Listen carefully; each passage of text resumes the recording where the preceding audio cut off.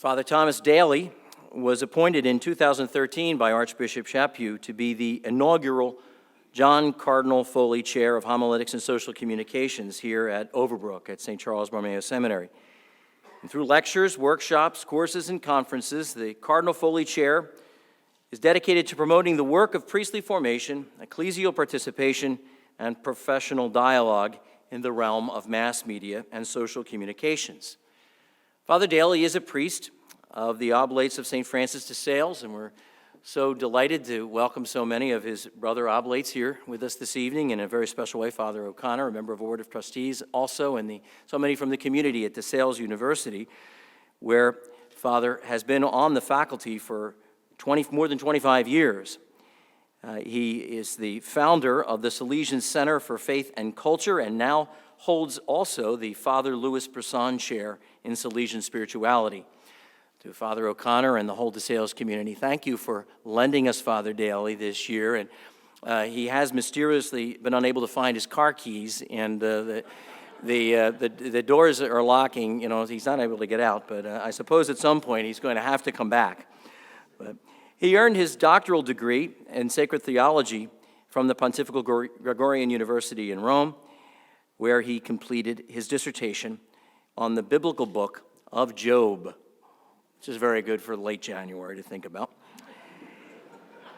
He has lectured worldwide on topics in biblical theology, Salesian spirituality, and Catholic higher education.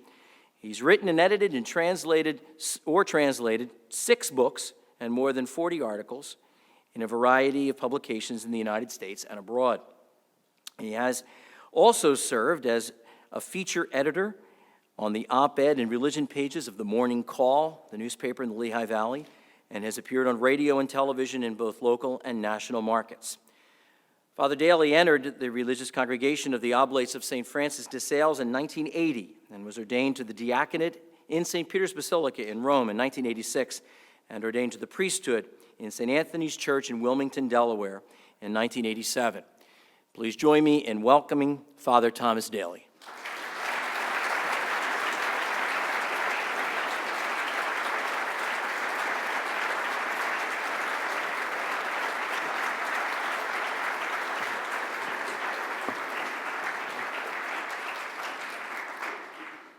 Thank you.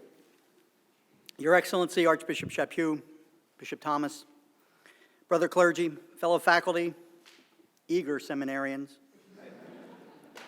and distinguished guests all, thank you so much for joining us this evening, especially on this cold winter night, for being here with us as we begin an annual series that pays tribute to a man whose work was instrumental in bringing not only the Pope, but the Church to all the world, Cardinal John Patrick Foley. In particular, I thank Bishop Timothy Sr., the rector of the seminary, for his kind introduction and his supportive leadership in this venture.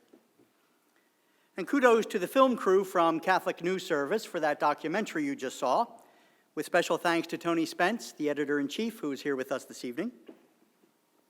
I should mention that to conclude our evening, you will also see a new infomercial created by students from de Sales University, thanks to Sean Boyd and Matt Longwa, who are here this evening. So, if any of you don't like the lecture, you at least got to see 2 world premiere films.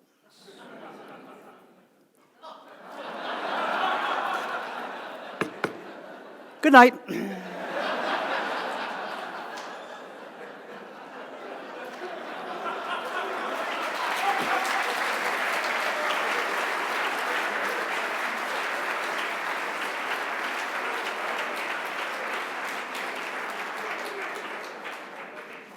That's either somebody telling me something or the bishop's going to take up the seminary appeal afterwards.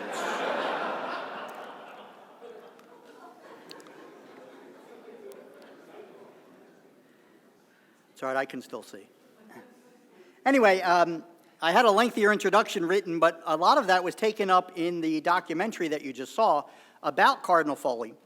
One thing I would like to mention is that this voice of Christmas that we hear about, you may not realize, but at the time, that television production was the largest religious broadcast in the world. 400 to 500 million people watched every year and listened to Cardinal Foley. And that production was made possible by the Knights of Columbus here in the United States. The other great achievement of Cardinal Foley, of course, is in 2007 when Pope Benedict XVI named him a cardinal and appointed him as Grand Master of the Equestrian Order of the Holy Sepulchre of Jerusalem. We are especially pleased to have members of both orders of the Knights here with us this evening. Now, among the many tributes about Cardinal Foley, let me mention just two, one formal one and one informal one. The formal accolade comes from Archbishop Claudio Maria Celli, the current president of the Pontifical Council, who has spoken on multiple occasions about his predecessor's work.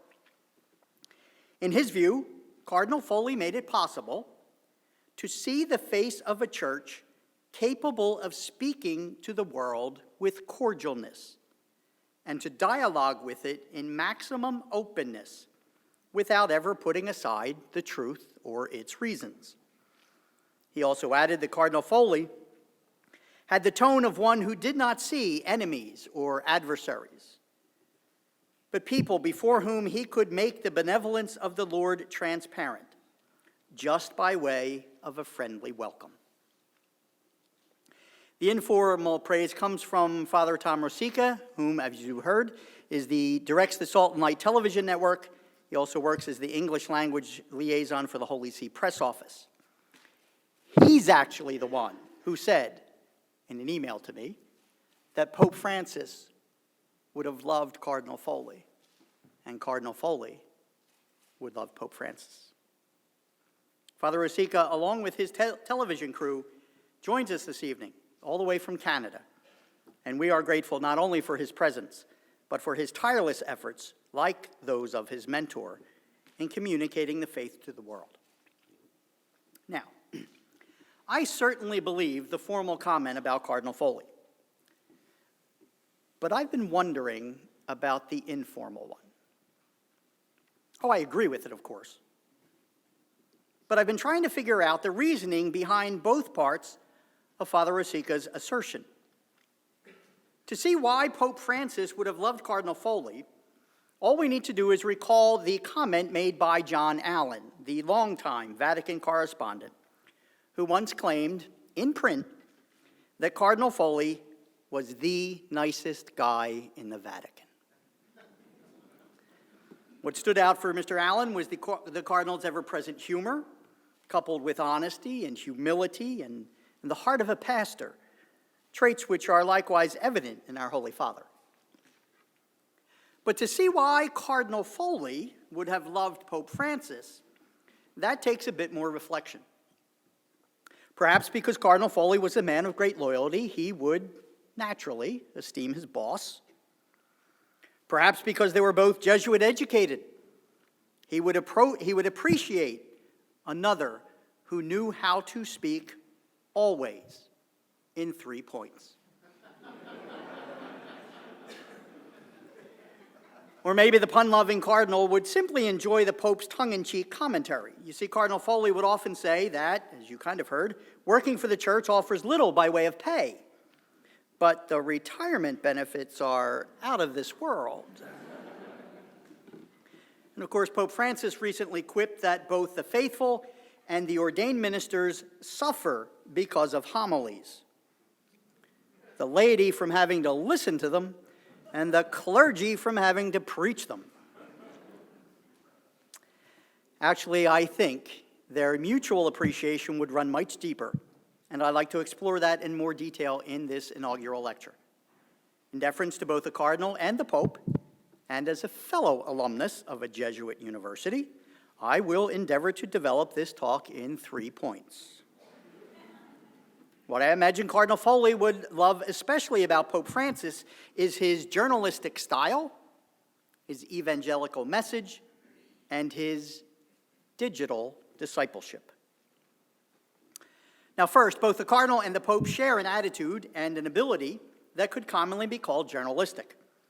Their concern is to bring the Church into direct contact with the world, through ways at once daring and down to earth, ways that are newsworthy by their very normality. They engage others openly, and in so doing exercise a strong influence on the reformation of our culture. In his day, Cardinal Foley brought the church full force into the world of television.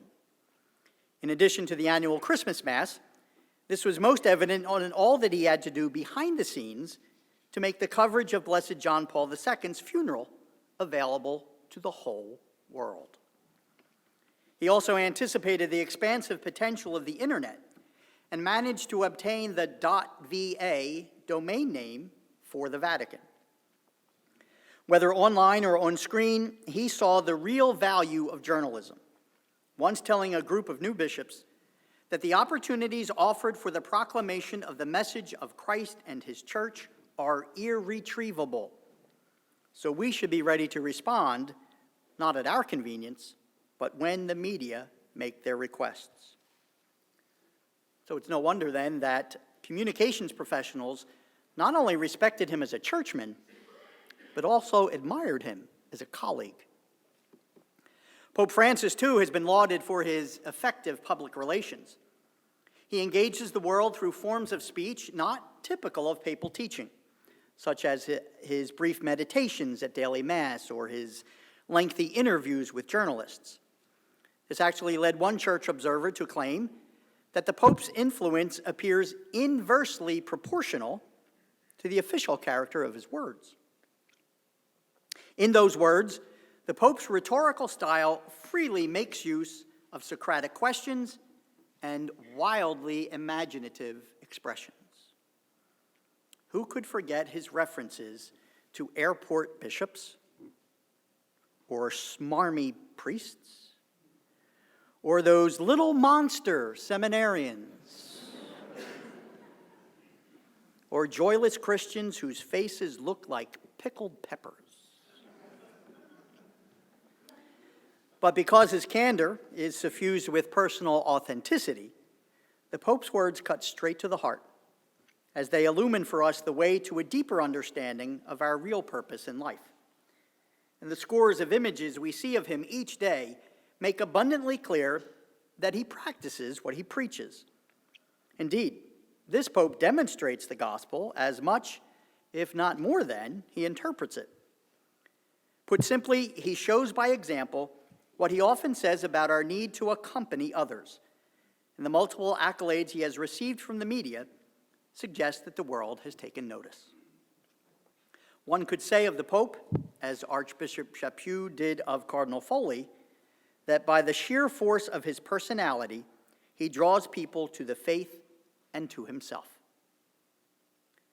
But there is certainly more to the Pope's popularity than an engaging personality, and more to his communication than skillful strategy. His strategy is one of charity, not charm. His message, one with substance and not just style. And this brings us to the second reason why I think Cardinal Foley would love Pope Francis. Fluent as they both are in the ways of modern communications, these two prelates clearly give priority to God's word over those of men and women. The substance of the message they speak is not simply the current news cycle, but the good news of the gospel. They are at heart both pastors and preachers, and their work remains focused on the church's mission of evangelization. Ad maiorem Dei gloriam, to the greater glory of God. That's the Jesuit motto that both of them learned and embraced. But Cardinal Foley also had another favorite quote, a line from Dante that simply says, "In God's will is our peace." His public remarks disclosed an unceasing passion for that divine will, and his personal demeanor showed that he himself knew that peace. And as he once said to those in this very seminary, whatever task you are given, view it as the will of God for you, as a means of offering hope to a world in which there is so little hope, as a way of expressing your faith and of showing your love and the love of Jesus Christ, who gave his life for love of us. Expressing faith as a means of showing the love of Jesus to the world, that's evangelization. And it's precisely what Pope Francis does day in and day out. As he explained in his audience with journalists just 3 days after the conclave, quote, "The Church exists to communicate precisely this: truth, goodness, and beauty in person." Let's now consider each of the elements of that triad.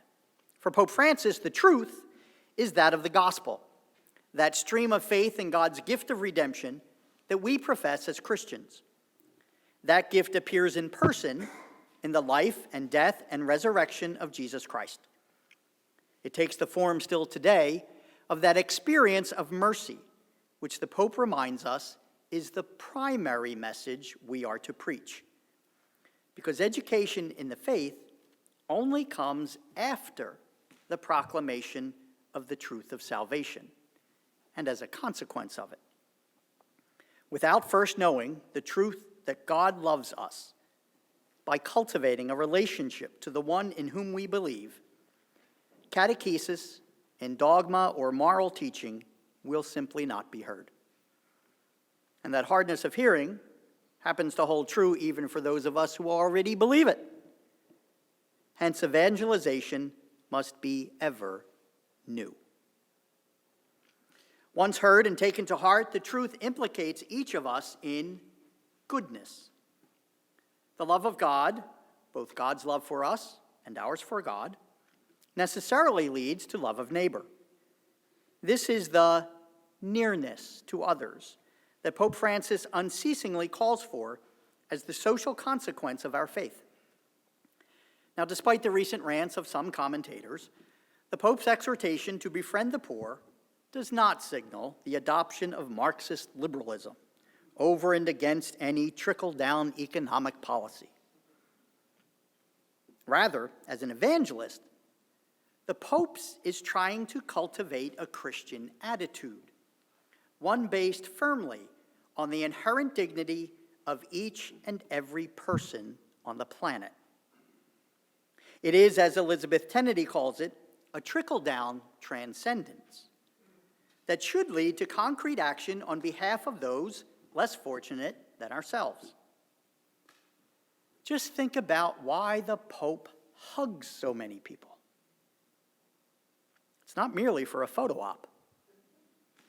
It's a simple gesture that enacts the goodness and nearness of which he speaks.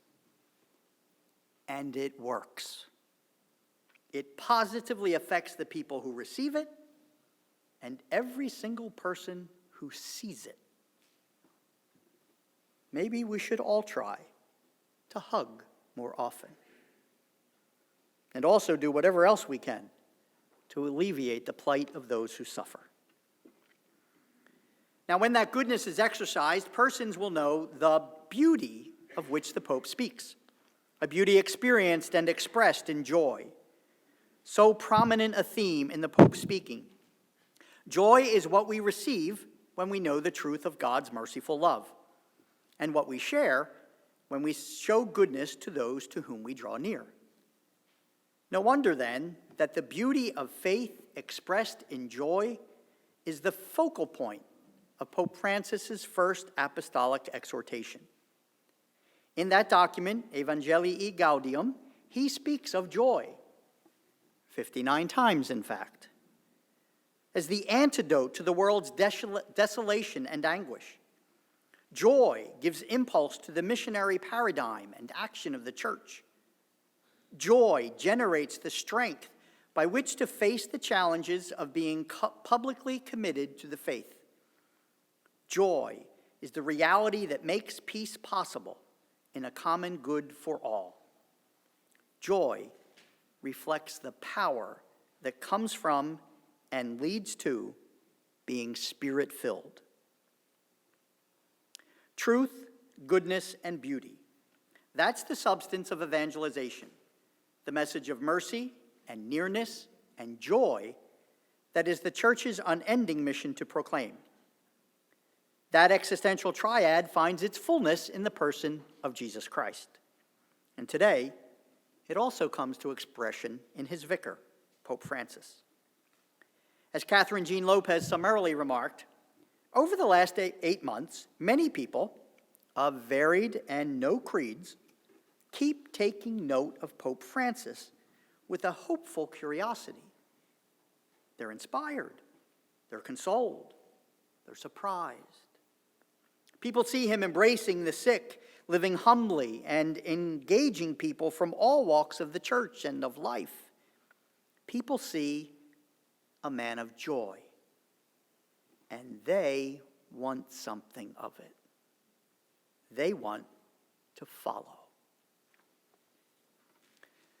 The voice of this Pope, whom people desire to follow, is the voice of true joy, a voice that, in continuity with his predecessors, speaks of the interconnection among missionary evangelization and care for the poor and worship of God. And I would say that the desire to heed his voice, to be part of the revolution of tenderness that he has reignited, that's the real reason why Pope Francis was the Person of the Year in 2013. Yet that designation does owe much to modern media, a forum in which this Pope's voice is perfectly well suited. So that brings us to the third reason why I think Cardinal Foley would love him.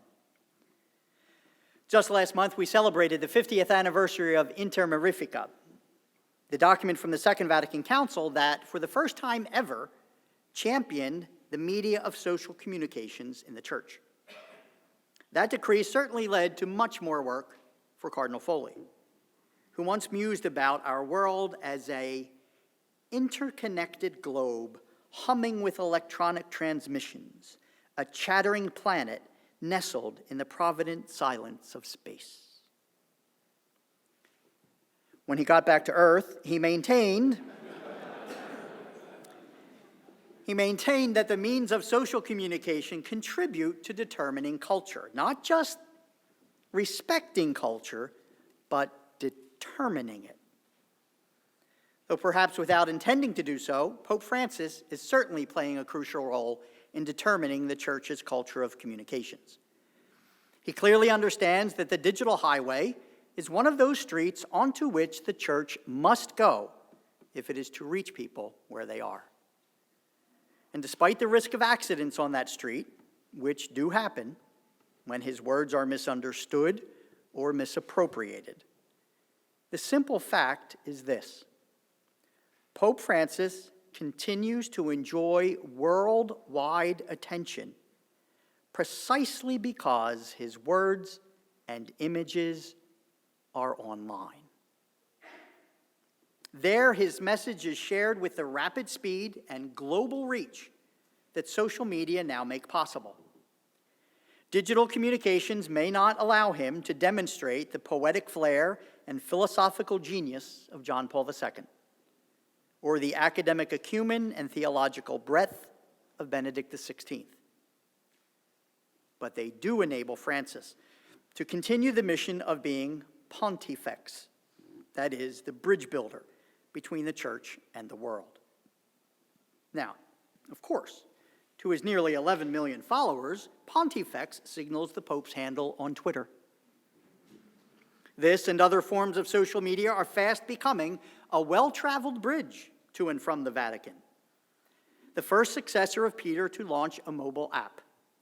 Pope Francis has been recognized as the most talked about name on the internet, the most talked about topic on Facebook, the most influential world leader on Twitter, where his messages are shared every day by nearly 60 million people. That's pretty high praise for someone who doesn't even own a smartphone or an iPad.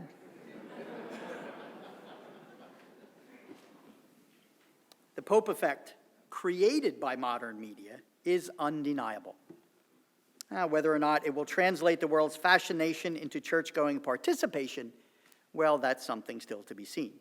But As Father Antonio Spadaro characterizes it, this Pope does not simply make use of social networks, he actually is one. Because in the logic of the digital environment, the Pope is connecting with others by sharing good news and not just broadcasting documents about it. More important than the means is the immediacy of what he communicates, as is evident from his first appearance on the balcony of St. Peter's Basilica and in every public engagement since. This Pope turns communication into an event by rendering those in his presence active participants and not just passive receivers. He asks people to pray for him. He willingly embraces those who manage to elude his security detail in their desire to hug him or to take a selfie photo with him.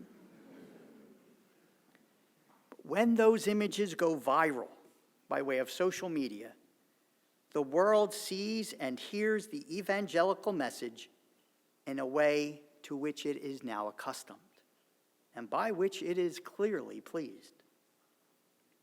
In other words, Pope Francis models for us the way in which communication should serve an authentic culture of encounter. Not surprisingly, that's the theme of his first message for World Communications Day. Issued just 4 days ago, for the Feast of St. Francis de Sales, I should note, that message reiterates the Pope's deep-seated desire and persistent plea that we become more neighborly to one another. After all, the web is not just a jumble of wires and tubes.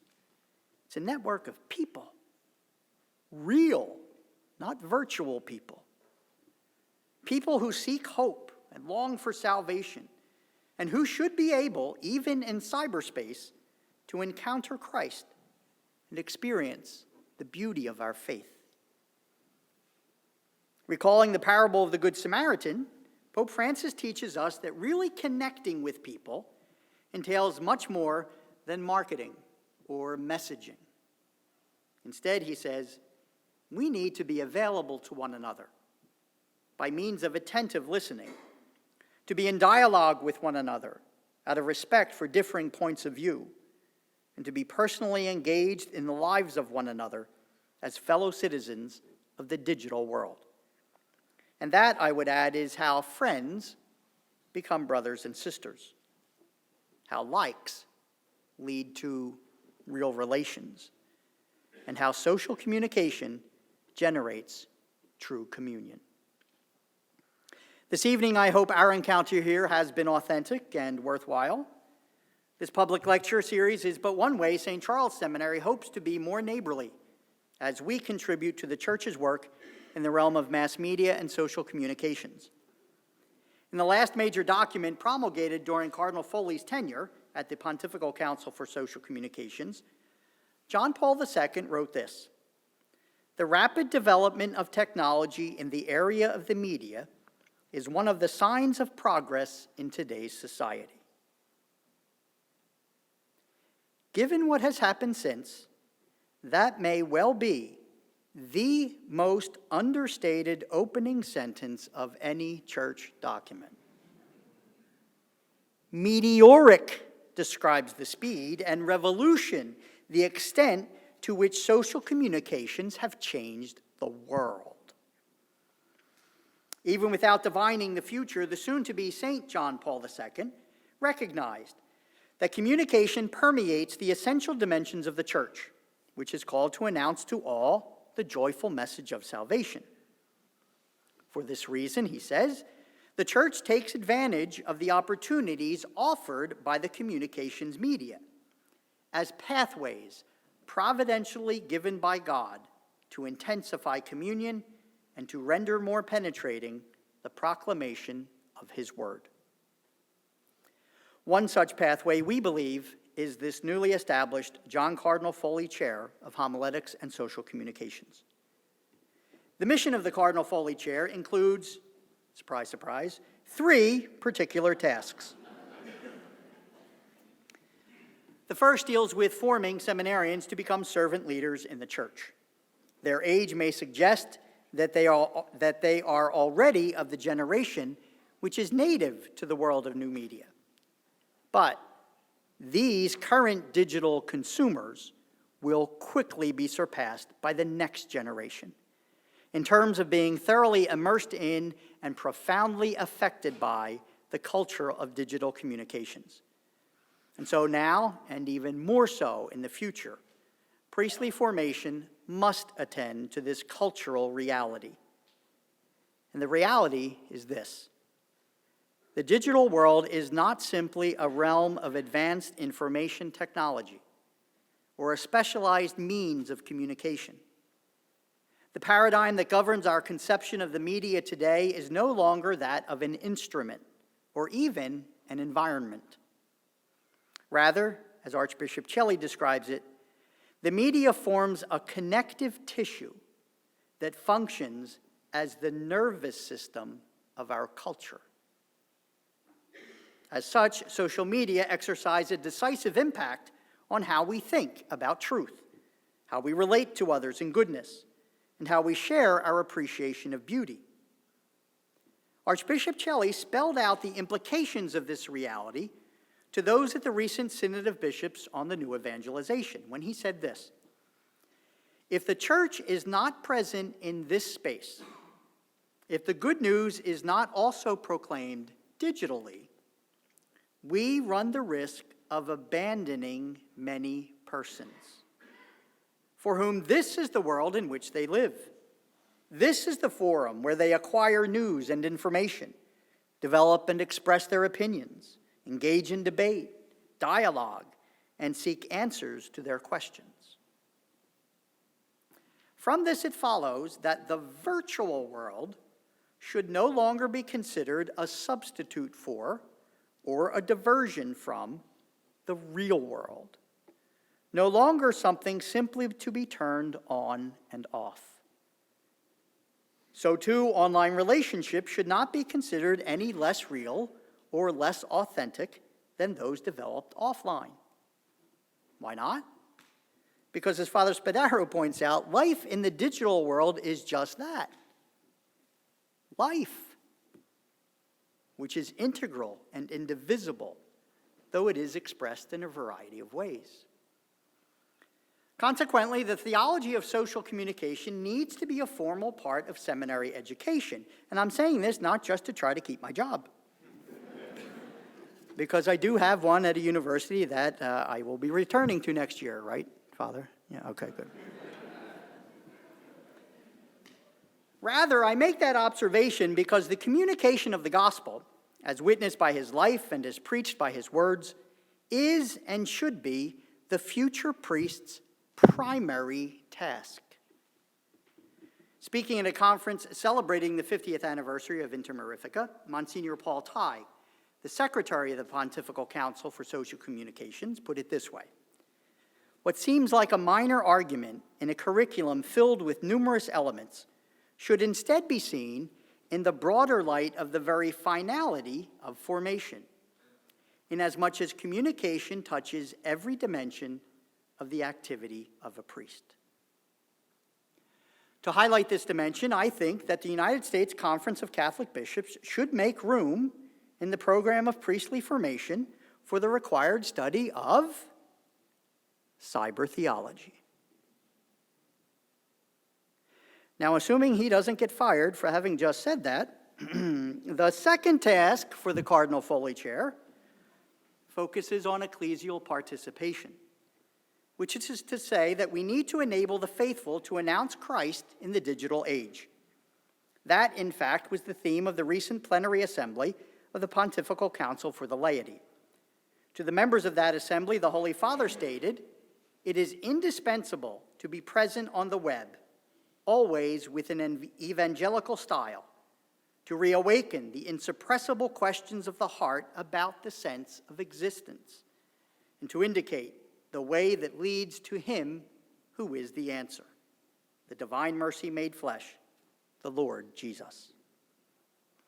To be effective, that indispensable presence requires not only technical know-how, but more significantly, I think, a twofold transformation on the cultural level.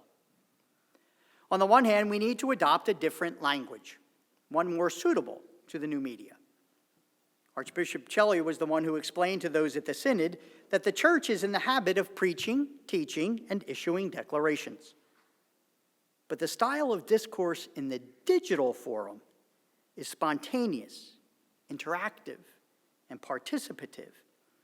And the most effective forms of digital discourse are those that directly engage persons, that seek to respond to their specific questions, and that are open to dialogue.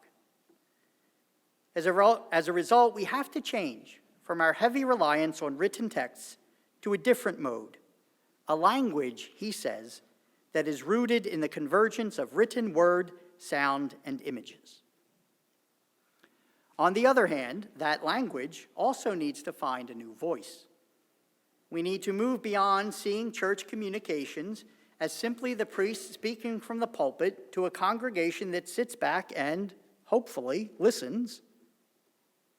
And instead, as Archbishop Celli says, we are now obligated to express ourselves in a way that engages and convinces others, who in turn share those ideas with their friends or followers or partners in dialogue. We need, in other words, to empower the voice of the laity, especially of young people who know the language of social media so well. To facilitate this new witness in a new language, the Cardinal Foley Chair intends to sponsor conferences and conduct workshops on various aspects of social communications. I am happy to announce to you here tonight that St. Charles Borromeo Seminary, in collaboration with St. Joseph's University, will be hosting the nationally known Digital Church Conference on October 18th of this year, and that it will take place in the beautiful Cardinal John Foley Center on the campus of our neighboring university. We're also planning seminars for pastors and parish staff, and we're in discussions with Catholic Voices USA to host special editions of their training workshops here at Overbrook. Finally, the third task of the Cardinal Foley Chair is to engage in professional dialogue about the world of social communications. Information today is communicated at an astounding speed and range. And digital communications takes a great diversity of forms along a vast spectrum from mindless entertainment to mindful research. And so the need for thoughtful reflection and critical analysis becomes ever more important. As Archbishop Chaput himself once wrote, visual and electronic media, today's dominant media, need a certain kind of content. They thrive on brevity, speed, change, urgency, variety, and feelings. But, he noted, thinking requires the opposite. Thinking takes time. It needs silence and the methodical skills of logic. Now, how the Cardinal Foley Chair will facilitate such thoughtful and methodical dialogue, I have no idea. Come on, I've only been on the job 5 months. Right? But I do know that our thinking will be enhanced by our large advisory committee of professionals in the world of communications, many of whom are here this evening. Their work, and all of ours, has only just begun. But now, it's time for this lecture to end. So let me leave you with an invitation. The Italian Minister of Public Administration, named Giampiero Daglia, was recently quoted as saying, "The internet is the largest community in the world after the world." He's right. And to that community, Pope Francis has come, as divine providence would have it, to explain truth to us, to exhort us to goodness toward others, and to exude the beauty of believing. He brings with him an engaging style of social communications that has sparked a revival of evangelization in a tent spanning the entire world. But he cannot do it alone. It now falls to all of us to be missionary disciples in the digital world, to be an active presence in the new Areopagus of our times, to be that voice on the local level that will counteract the drift of so many away from the faith, to be ultimately a living network of person-to-person evangelizers. To do this well, Pope Francis exhorts each of us to re-experience the joy of the gospel for ourselves. Afterward, and with that joy as an impulse, I invite you to connect with him. Follow him, friend him, like him, pin him, post him, snap him, retweet him, tag him, or somehow share him with those in your circles in whatever way you communicate, so that others will come to know the God who offers every one of us the gift of mercy and the promise of eternal life. After all, even in the digital world, the best medium to spread the word is the person who believes it, and that would be us. Thank you.